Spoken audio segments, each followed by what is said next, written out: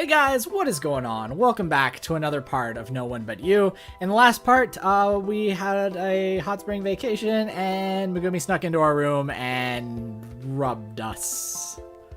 Rubbed her naked body against us. And now she's our girlfriend. So that's really cool. And I think we're in, like, I guess, the chapter 2, or we're in Megumi's story arc. So here we go. We are now boyfriend and girlfriend. With a trip to the hot spring behind us and summer break underway, my friends and I temporarily went our separate ways. Yuri returned to Germany with the intention to stay there until the end of the break, and has since failed to return any of my messages. Chinatsu failed to show her face around town, or at the very least we never ran into one another, as was the case with our last field trip.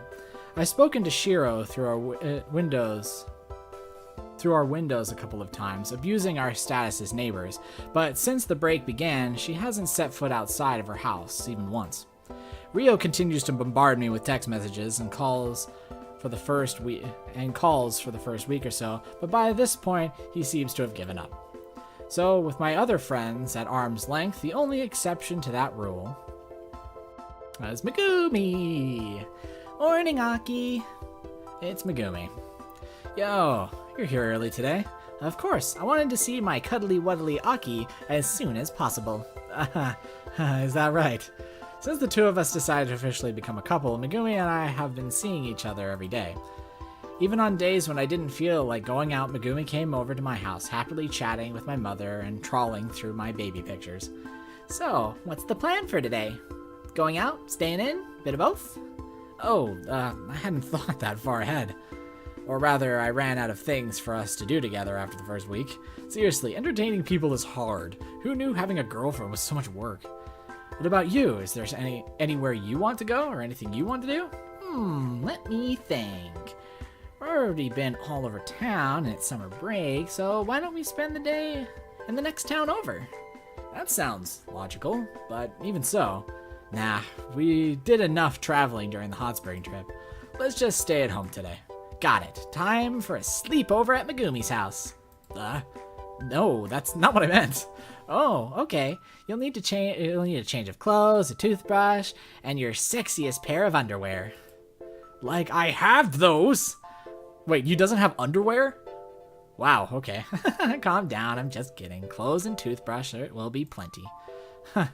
Okay, I'll go pack. Didn't he just say that he didn't want to? It's just let it happen. Wait, what the hell am I packing? Yeah, there we go. I never agreed to spend the night at Megumi's apartment. Having a hard time picking your sexiest underwear? If you'd like, I could give you a hand. Without waiting for my response, I opened my drawers and started rummaging through my underwear. How did she know which drawer my underwear is in? No, this isn't the issue here. Megumi, just calm down. I'm not done packing because I'm not going to pack. You're not? But when we get all sweaty tonight, you'll need something to change into. I don't even know how to answer that. Look, Megumi, I'm thrilled that you want me to sleep over at your house, but don't you think it's a bit too soon? Too soon for a sleepover? Oh, Aki, that's what you thought I meant? Get your mind out of the gutter, dirty boy. Says the girl who paid me a sleeping visit.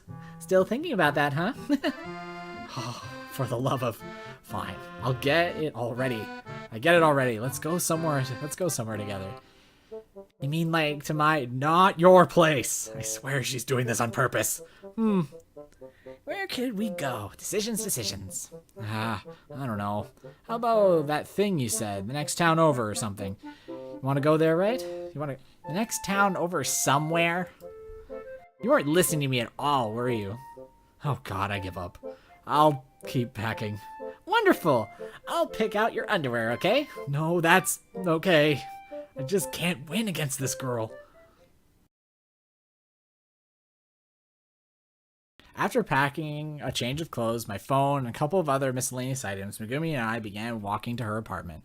I left a note telling Mom where I'd be, and made sure to turn off any electrical appliances before leaving, knowing exactly how slim my chances of leaving before tomorrow were.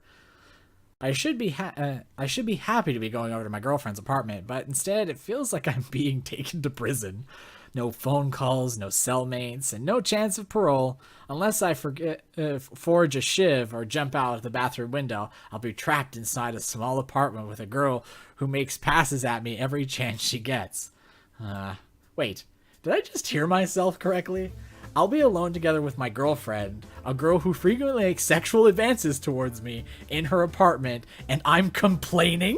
Megumi may act like a crazy stalker at times, but that shouldn't detract from how amazing an opportunity this is. Other guys in my class would kill to trade places with me. Tonight might be the night when I finally... Aki, you have a creepy smile on your face. Oh my god, dude. I do? What were you thinking about?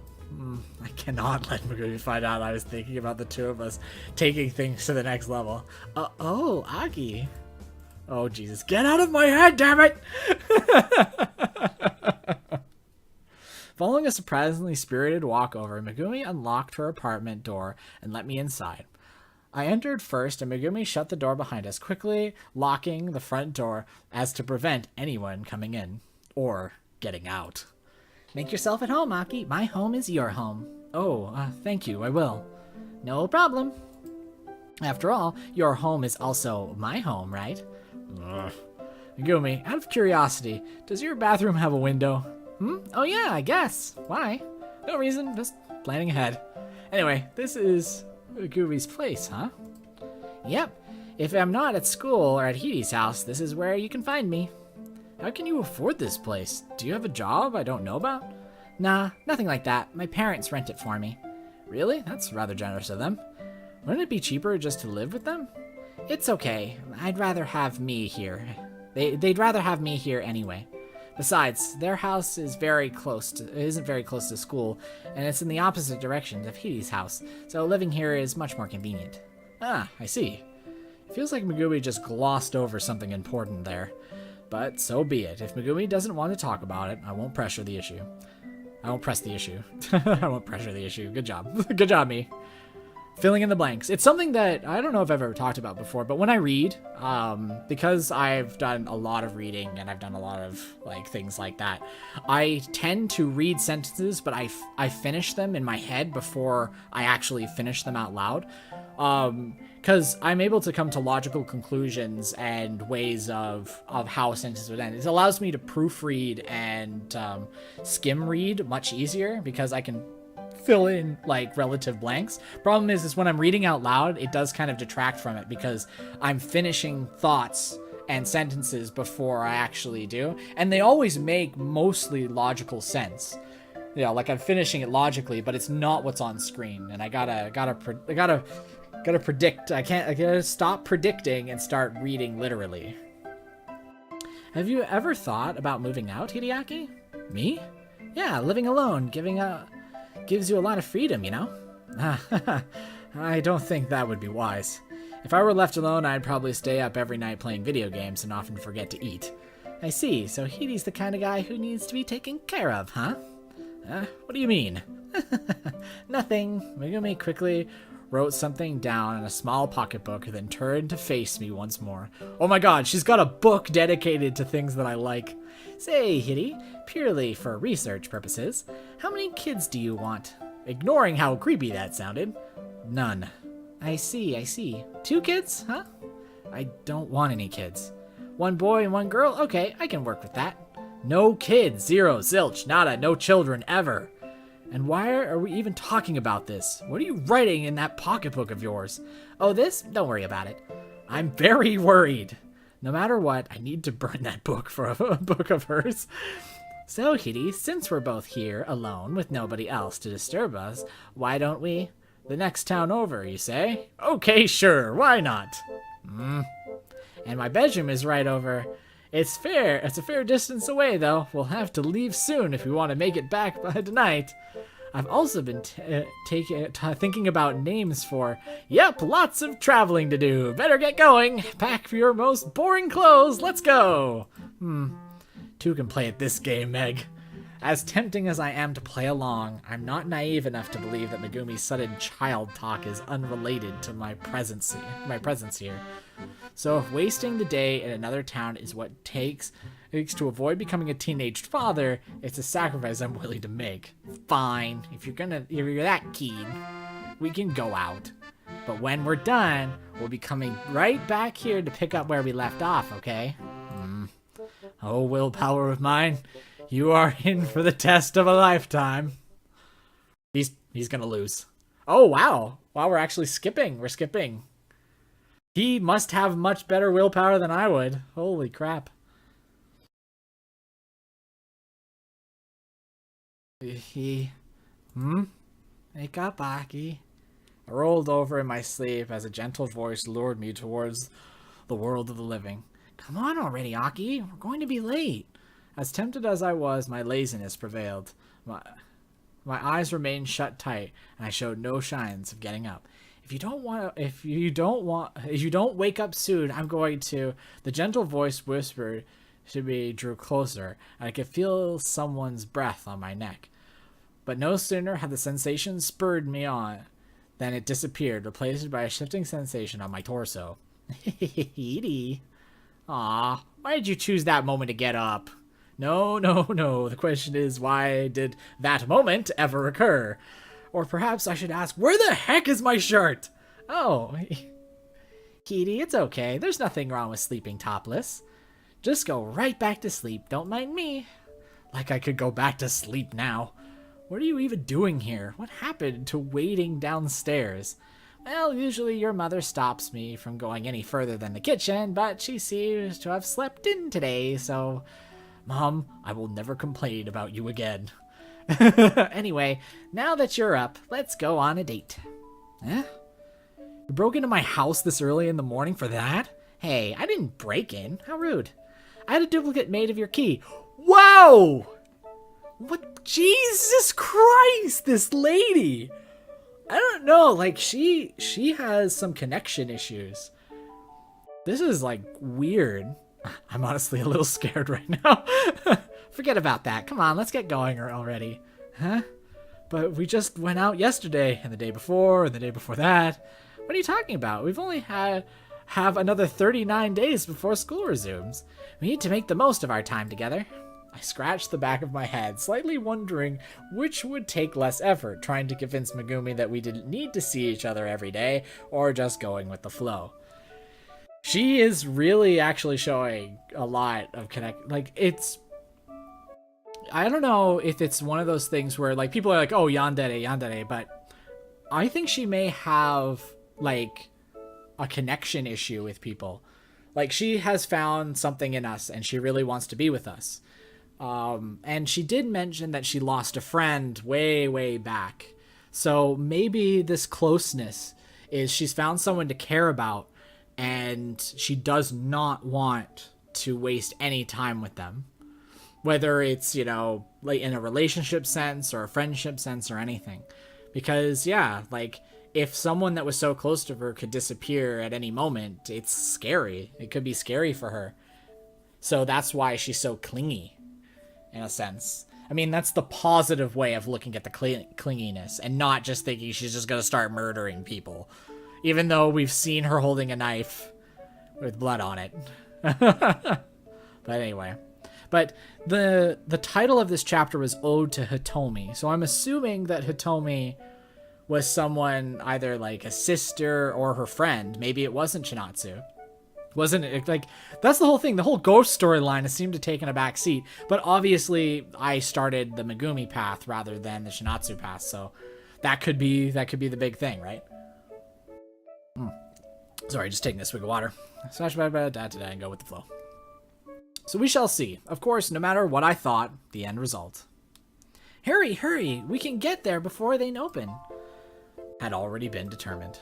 Slow down, Megumi. I'm running on nothing here. I didn't even have a chance to eat before we left. You can eat once we arrive. Now let's get the lead out. Come on, Hidi. You're gonna miss the opening. We're still an hour early. Yeah, but what about the line? We want to be the first ones in, right? I'm not going to forgive you if we spend all day waiting in a queue. Ah, please, let me rest. It's just a little bit further. Wheeze. Where are we going? That was fun. We should go again sometime. I'm assuming we went either to an amusement park or whatever. What did you next? The aquarium opens at 6 a.m., so it should be open by now. What do you say we take a look? How early is this? Phew, I think I ate too much. Well, we have been running around since morning. I'm not surprised that you woke up. You woke up with an appetite. I guess, but I still overate. Oh, look over there, Hidi. Crepes. Geez, she's got so much. Yeah, see, like, this isn't Telltale Yandere, because obviously she's able to like show her feelings to us, right? It's not some like creepy like, oh, you're the only one, yada yada yada. She seems to be having an issue with, you know, closeness. That's starting to appear, that she needs to spend as much time with the other person as possible. You're so silly, Hidi. Why do you say something like that? No, I'm not being silly. I really am tired. I want to go home. You could be tired already. It's only 5:30 a.m. That's exactly why Let's just go. All right, time for another full-on, fulfilled day with just the two of us. Also, it's starting to become apparent that we are the only people in her life, too. Jeez. 37 days later. As summer break finally came to an end, my life at last seemed as though it would return to normal. Cruel though it may sound, after spending the entire summer break with Megumi, I wanted nothing more than to return to an ordinary school life. Throughout the entire summer break, we spent literally every day together, never going anywhere solo. Megumi would show up at my doorstep first thing in the morning, we'd spend the day together, and when the sun began to set, I'd walk her home. Every day my life followed that pattern, every single day without exception. So now, as cruel as it may sound to say such a thing about my girlfriend, I can't wait to get away from her. Yeah, I could definitely see that could also be like a big damper. Dressed in my school uniform, I headed downstairs to eat breakfast with my mother. Morning, Mom. Oh, good morning, honey. It seems like you've really gotten the hang of getting up early. There's a good reason for that. On the summer days when I slept in, more than once I woke to find that my mother had let Megumi in the house. Suffice it to say, waking up to find her taking photos of me as I slept was not an experience I want to repeat. Oh, Jesus. What is going on? I'm actually a little concerned about this relationship now. You know me, I'm just excited that for my first day back to school. Wow, I didn't detect even a hint of sarcasm in that statement. Of course, a serious student like me takes attendance very seriously. Hidi, are you feeling okay? Perfectly fine, just ready for another fun-filled day at my favorite educational institution. Without saying another word, my mother picked up our home phone and began dialing. Hello? Okutama General Hospital. I'd like to book a room. Damn it, Mom! I told you I'm fine. And that's a hospital you're calling, not a hotel. You can't just book a room. Just kidding, Hidi. Although she said that, I could faintly hear the voice of someone else on the other end of the phone as my mother hung up. Really, it's good to see that you're so motivated going to school. And I bet I know the reason behind that motivation, or perhaps should I say the person? Oh, it's because of Megumi, all right. But not for the reason you think. It's not like that. I just want to see my friends again, that's all. Honestly, after seeing nobody but Megumi for the entire break, I'm actually looking forward to talking to Rio. I see. So you haven't forgot about your other friends after all. Forgotten them? Isn't it unusual for someone to leave their friends behind when they begin dating, especially when you're dating someone as loving as Megumi? I was worried that since you didn't invite any of your other friends over, you might have gotten too caught up in your new relationship to make time for them. Is that really what I've been doing? It's true that Megumi and I have been spending an excessive amount of time together, but it's not like I've been avoiding my friends.